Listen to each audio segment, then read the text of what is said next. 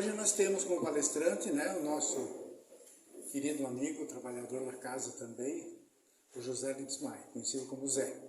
Ele vai nos trazer o capítulo 2, Meu Reino Não É Deste Mundo. Zé, tenha vontade.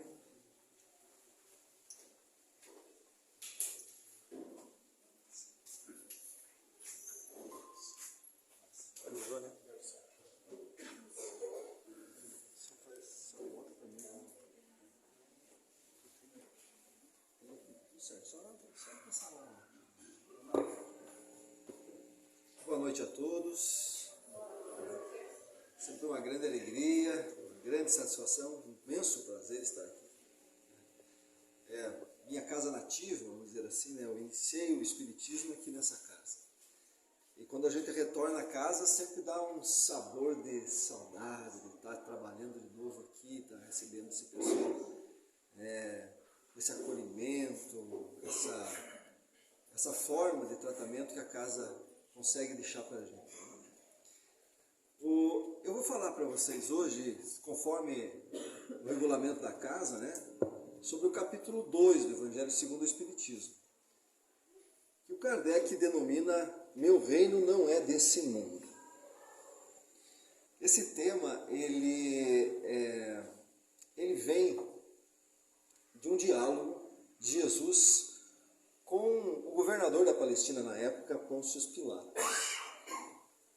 Jesus, depois de ser entregue à guarda de Herodes, né, ele é levado ao palácio de Herodes a fim de que ele seja julgado. E Jesus é condenado por 3 crimes. Talvez muitas pessoas não sabem, né? O primeiro crime que Jesus é condenado, ou é levado a prestar, é o crime de profanar o sábado. E esse é um crime bastante severo naquela época, na época de Jesus. Sábado era o dia do sabá. Para os judeus, uma data importante, porque era o dia em que eles cessavam todas as suas atividades e se concentravam na adoração a Deus. Era um dia de silêncio e era um dia de oração. Eles não faziam e ainda não fazem praticamente nenhum tipo de atividade. Não trabalham, não se divertem, não cozinham, não vão ao mercado, enfim, é um dia dedicado ao Senhor. E Jesus não respeitava essa regra. Geralmente ele curava aos sábados quem precisava, ensinava e era muito prestativo com as pessoas, visitava as pessoas no sábado. Então, esse foi o primeiro crime a qual Jesus foi condenado. O segundo crime é o crime de ser um falso profeta. Jesus falava coisas que agrediam a elite farisaica da época. E assim, eles achavam que ele estava desvirtuando a lei. E quem desvirtua a lei é um falso profeta. E o terceiro crime, e o crime mais pesado que Jesus foi levado a julgamento, é o crime de blasfêmia. O que é blasfêmia? E por que Jesus foi condenado por esse crime?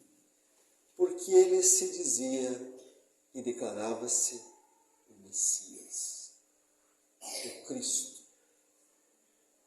E isso também agrediu fortemente os doutores da lei da época. Porque eles esperavam o Messias, eles esperavam um Cristo. Isso estava profetizado há séculos. Mas eles esperavam um rei que descesse numa carruagem dourada, atirando fogo nos seus inimigos, libertando o povo judeu de vários cativeiros. E veio Jesus. Um homem nascido em Nazaré. E naquela época tinha um ditado que dizia assim: tudo que vem de Nazaré não é bom. E Jesus vem lá de Nazaré. Pobre. Falando em amar os inimigos e não aniquilar os inimigos. Então, era um Messias que estava cometendo uma blasfêmia. Porque não era o que eles esperavam. Junto desses 3 crimes, ele foi preso e levado a julgamento. E condenado à morte. Por sentença. Por Herodes e os outros juízes. Mas tinha um problema.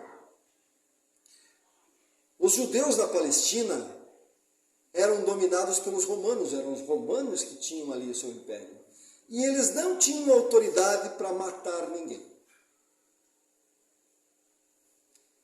Era necessário levar Jesus perante o administrador romano na Palestina, para que ele avaliasse a sentença.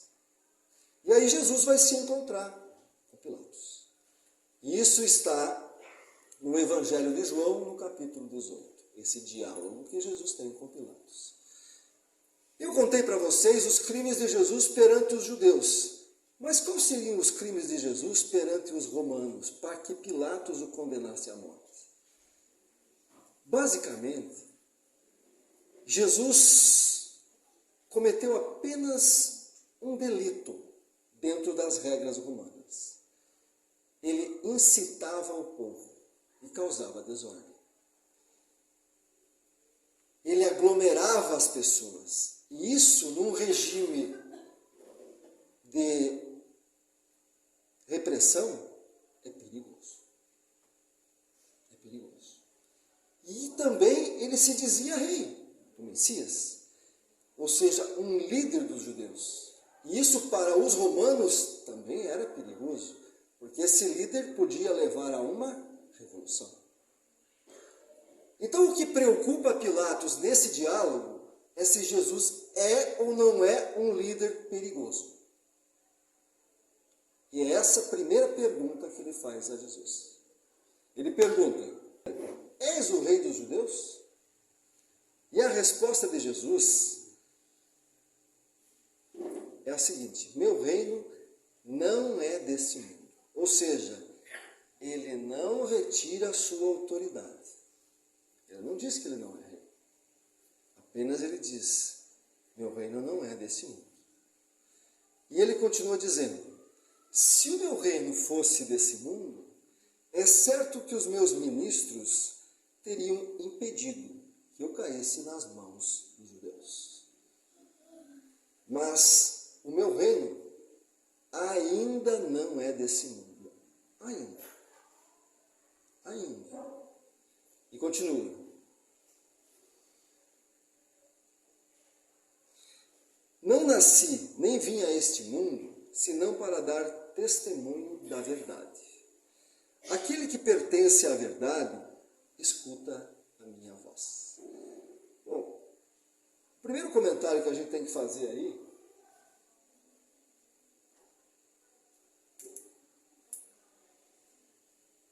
até para descontrair um pouco, né?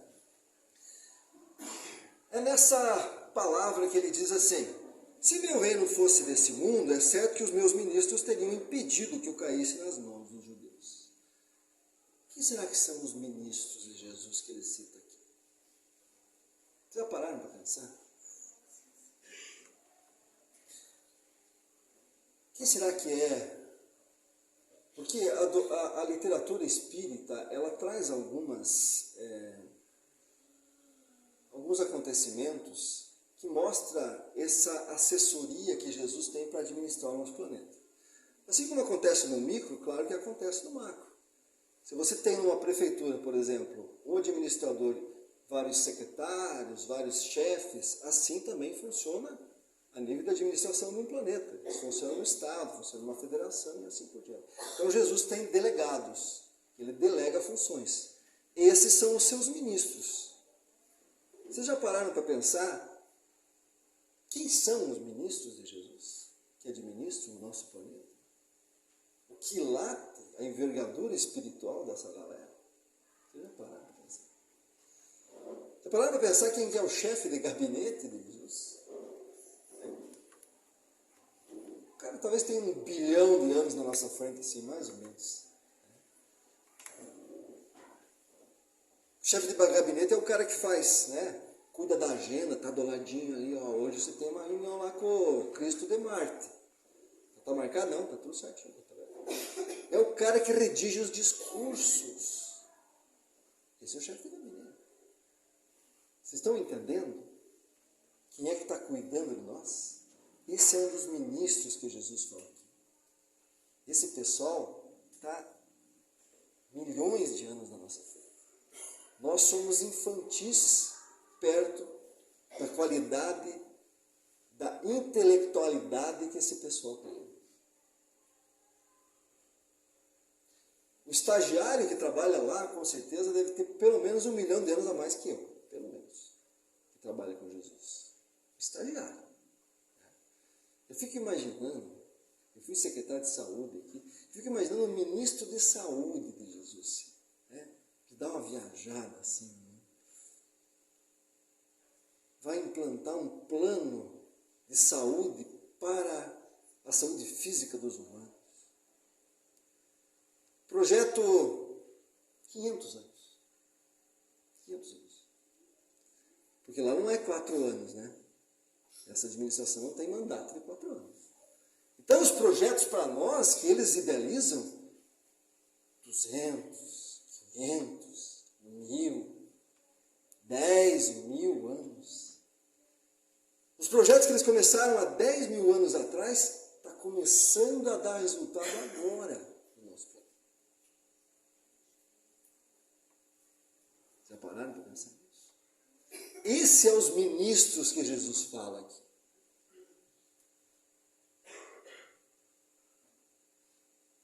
Mas ele diz que esses ministros não podem livrá-lo.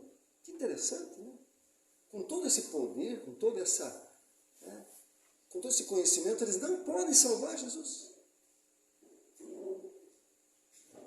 E aí eu fico me lembrando, e se alguém é fã também de Star Trek aí, né? Jornada nas Estrelas, não sei se o pessoal gosta, eu gosto. Né? Mesmo porque quando eu era criança não perdi. Para quem não conhece, Jornada nas Estrelas é uma série americana em que eles vão em busca de novas civilizações com a nave Enterprise. Mas existe uma regra lá, uma regra. Porque eles já estão numa civilização muito avançada. E quando eles chegam a um planeta em que a civilização ainda está no adormecer, no começo, no amanhecer dessa civilização, há uma regra. E a regra é não interferir no livre-arbítrio. Eles não podem se mostrar. Tanto é que eles não podem usar as armas. Eles, inclusive, às vezes põem roupas para se socializar com aquele povo, para não se mostrar, porque eles não podem interferir no livre-arbítrio. É por isso, gente, que esse pessoal não age. Por isso. Já imaginou se aparecesse um ser de luz na frente do Pilatos e dissesse: estou levando Jesus embora, ele não precisa passar por isso? O que sobraria para nós de todos os ensinamentos de Jesus? Que é a parte que mais comove a gente e que mais traz pessoas para dentro das religiões é justamente o momento do martírio. Infelizmente. Infelizmente. Então eles não interferem. Esses são os ministros de Jesus. Mas o nosso tema hoje é sobre o reino. E esse é um pouco mais complicado. Essa ideia do reino de Deus foi uma ideia que Jesus usou muito durante os ensinamentos que ele falava. Conta-nos Humberto de Campos, pela psicografia de Francisco Cândido Xavier, que Jesus se desloca uma vez da Palestina para Jerusalém, ainda antes de organizar o seu grupo de apóstolos, sozinho, e está sentada nas escadas do templo. Não longe dali, havia um grupo de fariseus, doutores da lei, que falavam ociosidades. Quando Um destes, chamado Hanã, talvez impressionado pela figura, magnetizado pelo Cristo, né? Porque Jesus tinha um magnetismo enorme, se aproxima de Jesus e pergunta: Galileu, que fazes você na cidade? E Jesus, calmo, tranquilo, com uma voz serena, responde: passo pela cidade com a intenção de fundar o reino de Deus. E aí o Hanã solta uma gargalhada, que seria bastante comum para nós, e diz: reino de Deus? Que pensas você ser isso? Um reino do tamanho do Império Romano? Um reino dos judeus que dominará o mundo? Esse é o reino? E Jesus diz então, com voz agora um pouco mais afirmativa: esse reino é obra divina no coração dos homens. Obra divina no coração dos homens. Então, gente, esse reino que Jesus tanto fala, e que ele diz que ainda não era do tempo dele, ele não é um espaço geográfico. Não. Ele é um reino no coração. E o coração é a base do sentimento. Então a pista está aí. É um reino que tem que aflorar dos nossos sentimentos. É uma elevação de consciência íntima. E é exatamente isso que Jesus também vai responder quando interrogado por outro fariseu, que ele pergunta: quando? Quando virá esse reino de Deus? E ele responde: esse reino de Deus não vem com aparências exteriores. Nem dirão, ei-lo aqui, ei-lo ali, pois o reino de Deus está dentro de vós. Será que nós já construímos esse reino de Deus dentro de nós? Vamos ser mais específico, mais objetivo, né? José, seja mais objetivo. Até agora você está falando só palavras que Jesus passou. O que é esse reino? Segundo Kardec, num comentário que ele faz no Livro dos Espíritos, ele diz assim: o reino de que fala Jesus não é de caráter material, então não é um espaço geográfico, ainda. Constituído de riqueza e poderes, é um reino de paz e de fraternidade. Ok, show de bola. Respondeu para nós. Respondeu a charada. Enquanto existirem pessoas, enquanto existirem ainda a ideia de que o que temos que buscar nesse planeta é a riqueza e o poder, nós não estamos ainda vivendo num reino de Deus conforme Jesus espera. É isso que ele está dizendo. Nós só vamos conseguir ultrapassar isso quando, ao invés de buscar riqueza e poder, a gente possa buscar paz e fraternidade. E a gente já percebe que as coisas estão caminhando para aí. Vocês não percebem isso? Porque como espíritos imortais, pensem quantas vezes você já encarnou e correu atrás do rabo. Quantas vezes você buscou poder e riqueza nesse planeta ou em outro do qual você veio. E você continua aqui, em planetas de provas e expiação, sofrendo, doendo, envelhecendo, morrendo, participando novamente do ciclo do karma, daquele ciclo de samsara, morre, sofre, nasce, morre, sofre, e continua na mesma situação. E vem Jesus e diz para nós assim: tem uma saída. Tem uma saída. A saída é mudar o coração. Mas como? Como? E o Kardec termina falando exatamente como. Ele diz assim, nesse final: este reino somente tem acesso os espíritos que vivem de acordo com a lei de Deus. Basta que a gente respeite a lei de Deus. Pronto, está resolvido. E o que é a lei de Deus?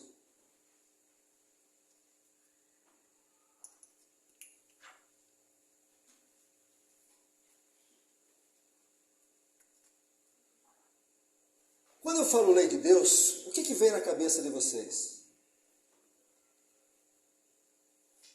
Não vem 10 mandamentos numa tábua? Sim? Vem isso? É isso que vem na cabeça de vocês? É isso? Sim. É isso aí. É essa lei. Ela é um princípio de uma lei maior, mas ela é um começo. É um começo. A gente está respeitando essa lei?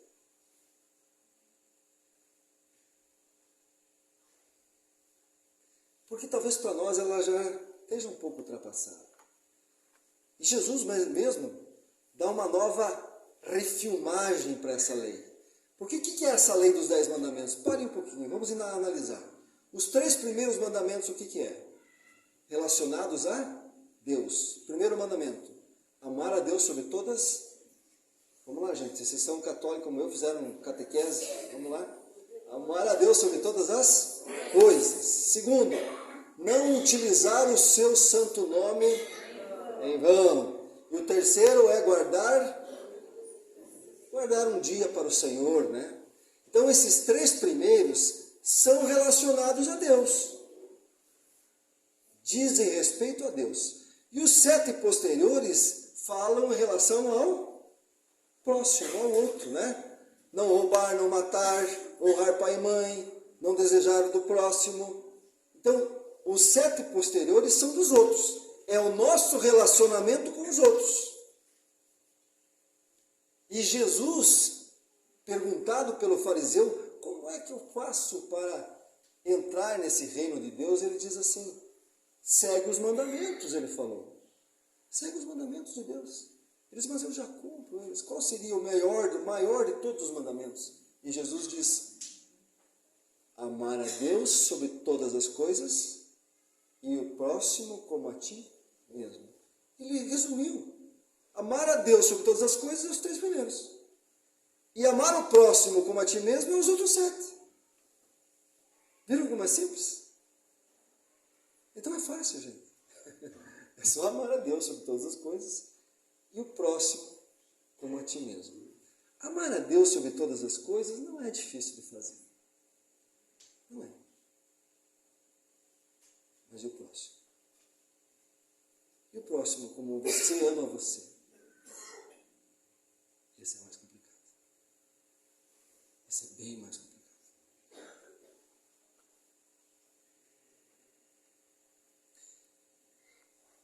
O Kardec, na Revista Espírita, no Livro dos Espíritos, ele vai perguntar sobre a lei de Deus. Ele pergunta, o que se deve entender por essa lei natural, né? Essa lei divina? E a resposta dos Espíritos é, a lei natural, ou a lei de Deus, é a única necessária à felicidade do homem. Ela lhe indica o que ele deve fazer ou não fazer, e ele só se torna infeliz porque dela se afasta. Então, quando nós paramos de pensar dessa forma, a gente começa a sofrer. Quanto mais nos aproximamos dessa lei simples que Jesus deixou, a gente vê o mundo com muito mais sutileza, com muito mais leveza. Quando a gente se afasta e começa a olhar para nós, começa a ter aquelas visões do ego, você sofre mais. Essa é a ideia.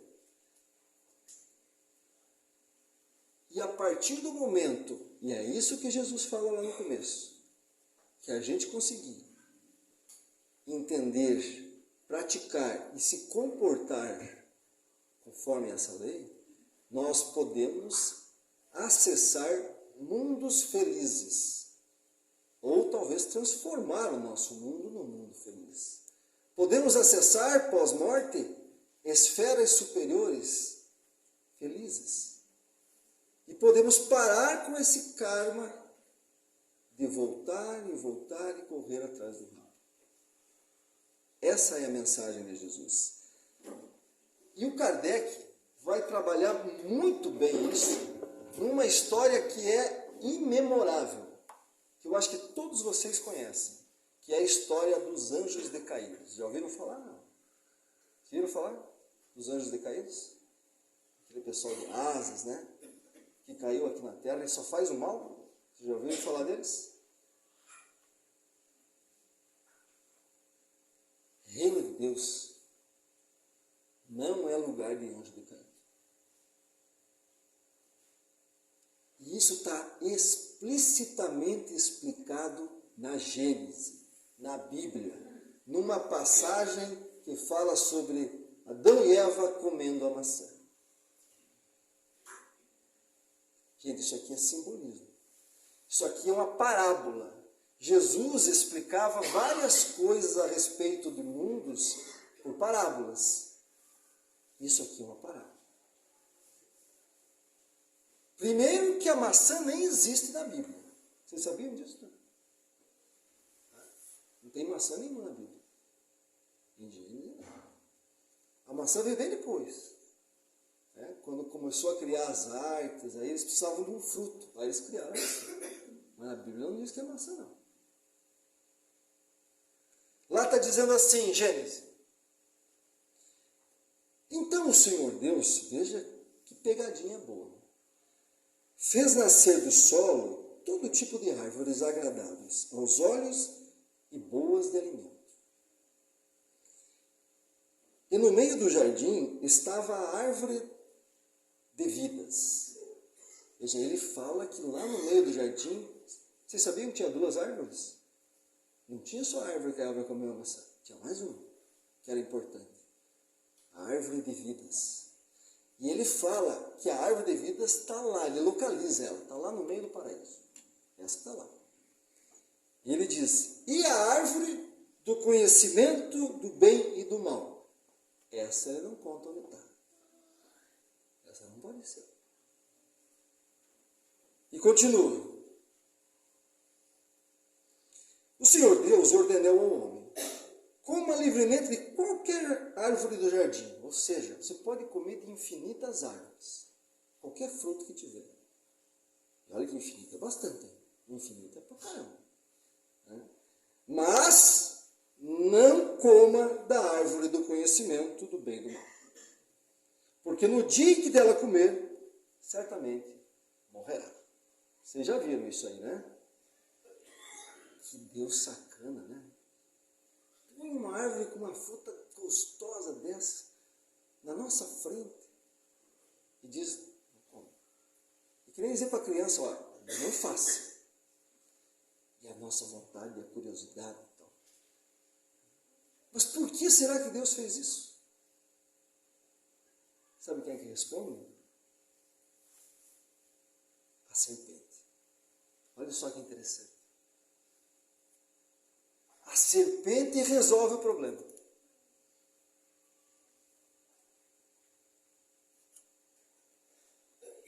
Ela diz assim, não, certamente não morrerão. Não, fica tranquilo. Deus sabe que no dia em que dele comerem, seus olhos se abrirão e vocês serão como Deus. Safada essa serpente. Ela sabe. E ela tem razão. Ela tem razão. O que é o fruto do conhecimento do bem e do mal? Que é a base, é o meio de toda essa parábola. O que nos pega aí, gente, é a palavra conhecimento. Conhecimento, na verdade, o que é? É ciência de alguma coisa. Você tem ciência daquilo, né? Mas lá na palavra original do hebraico, não significa exatamente conhecimento. Essa palavra, se for traduzir ela certo, ela significa restabelecer, definir, legislar. Então essa árvore é a árvore de legislação entre o bem e o mal. Essa é a tradução. Opa, agora começou a fazer sentido. Se eu comer esse fruto, qual poder eu vou ter? O poder de fazer as regras. E não preciso seguir as regras de Deus. Eu faço as regras. Então assim, eu crio meu reino. Vou criar o reino do Zé Lindsmeyer aqui agora. Do eu, Zé Lindsmeyer, do ego. Estou criando. Não vou seguir, peraí. Cheguei aqui. Quem é que manda aqui? É Deus. Ah, Deus manda aqui? Beleza. Peraí. Aqui tem um negócio que eu não concordo. Você está dizendo para mim que isso aqui é mal. Eu não concordo. Isso aqui é bem. Matar os meus inimigos é mal? Não. Matar os meus inimigos é bem. Para mim é bem. Não é bem? Não, Jorge? Eu elimino os meus inimigos? Não concordo. Essa regra eu vou mudar. Meu reino tem que mudar isso aí. Opa! Aqui está dizendo que agradar só os meus amigos é mal? Não. São meus amigos, eu agrado. Como eu quiser. Não, isso aqui eu vou mudar também. E eu crio as minhas regras. Quem come do fruto do conhecimento, ou da definição do bem e do mal, faz as suas próprias leis. Esses é que Jesus diz, esses não têm como viver no reino de Deus, porque eles não seguem as leis de Deus. Eu vou ser mais objetivo, vou ser um pouco mais objetivo.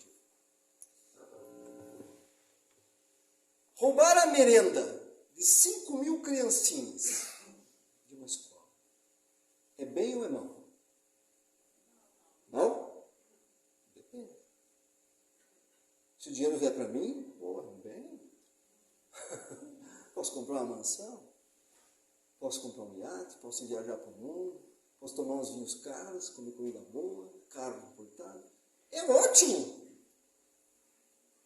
Não concorda? Ah, mas aí 5.000 crianças. Mas essa regra aqui, no meu reino, é boa. É por isso, gente, que esse planeta é um planeta de provas e expiações. Porque cada um faz as suas regras. E ninguém segue as regras de Deus.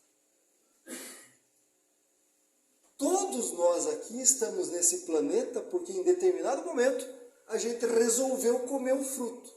Foi nos dada a opção. Você pode viver no paraíso. Você estava lá num outro planeta, com conforto danado, né? Ar-condicionado, micro-ondas, escova de dente.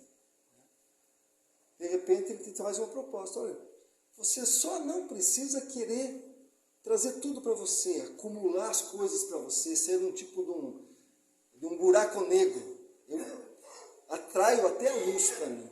Eu só penso em mim. Pare. Comece a olhar para o outro. E você fica aqui no paraíso. Não. Eu vou comer o fruto. Eu vou para um lugar onde eu crio as minhas regras. E o que acontece com Adão? Quando ele come o fruto? Ele sai do paraíso. E cai aqui na terra. E a Eva, que levou todo esse problema, vai com o pecado original.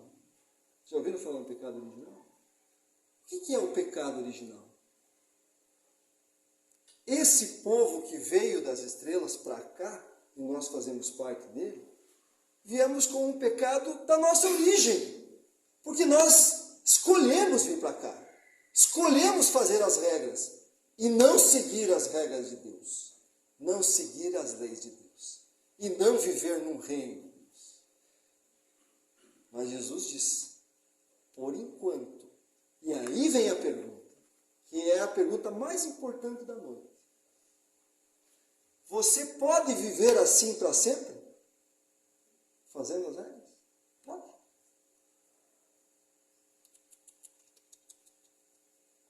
Não. Tem um tempo. Tem um tempo. E esse tempo está chegando. A Terra está passando por um período de transformação, onde o reino de Deus, que Jesus começou o projeto lá 3, 4, 5, 10 mil anos atrás, está sendo implantado. Então, se você quiser continuar seguindo as suas regras, você vai ter que sair daqui. Você vai ter que sair. Se você topar, tem planeta por aí adoidado para você. Só que não é um paraíso igual vocês têm vivido aqui. Deu para entender? Deu para entender o que é esse reino que Jesus propõe? Ele depende de nós, gente. Só de nós. É por isso que lá... Voltei, quer para frente?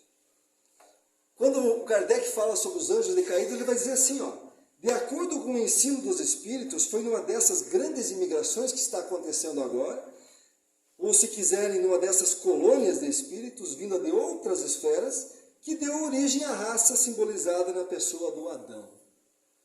E é por essa razão mesmo que é chamada de raça adâmica. Adão é um símbolo de todos aqueles que comeram o fruto e vieram parar nesse planeta. Ah, mas eu não sou, eu já estou bem melhor. Não sou daqui. Eu costumo dizer para as pessoas que se a gente fizer uma análise rápida, o nosso planeta chegou a 1 bilhão de pessoas em 1850. O primeiro bilhão nós fizemos em 1850. Quantos bilhões nós temos hoje? 8. Em 200 anos, menos isso, 200 e pouquinho, chegaram a esse planeta 7 bilhões de espíritos. Quer dizer, de cada 8, 7 tem talvez no máximo 2 encarnações aqui. De cada 8 de vocês, 7 é fresco no planeta. Acabou de chegar. Ou seja, vocês comeram o fruto. Vocês pediram. Não. Eu faço as minhas leis. Eu quero viver num mundo que tenha dor, sofrimento, morte. Mas eu faço as minhas leis. E é isso que nós temos que nos curar. O meu tempo já está terminando.